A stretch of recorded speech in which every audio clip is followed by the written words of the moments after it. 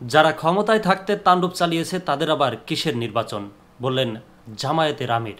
জামায়াতে ইসলামের আমির শফিকুর রহমান বলেছেন, সম্প্রতি কথা উঠেছে আওয়ামী লীগ নির্বাচনে অংশ নিতে পারবে কিনা, কিন্তু নির্বাচন তো তাদের জন্য যারা মানুষকে সম্মান করেন, যারা দেশবাসীকে ভালোবাসেন, যাদের কাছে দেশের প্রতি ইঞ্চি জমি আমানত। এই বিশ্বাসে যারা বিশ্বাসী নয় তাদের কপালে নির্বাচন নাই। তারা 3টি নির্বাচনে অবৈধভাবে ক্ষমতায় থাকাকালীন তাণ্ডব চালিয়েছেন। তারা তো নির্বাচনেই বিশ্বাস করে না, তাদের আবার কিসের নির্বাচন।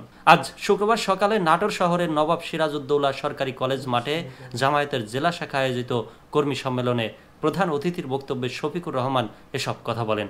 জেলা জামায়াতের আমির মীর নুরুল ইসলামের সভাপতিত্বে কর্মী সম্মেলনে সঞ্চালনা করেন সেক্রেটারি সাদেকুর রহমান। শফিকুর রহমান বলেন, আমরা চাই অতি জরুরি সংস্কারগুলো সাধন করে বর্তমান সরকার একটা সুষ্ঠু নির্বাচন দিয়ে তারা যার যার জায়গায় চলে যান।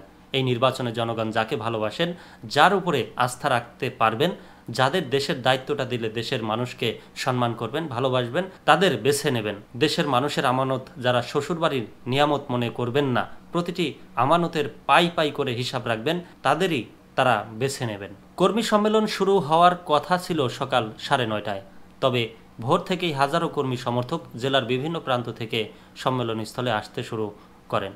বেলা 11টার মধ্যে নবাব সিরাজউদ্দৌলা সরকারি কলেজ মাঠ কর্মী সমর্থকদের উপস্থিতিতে কানায় কানায় ভরে যায়।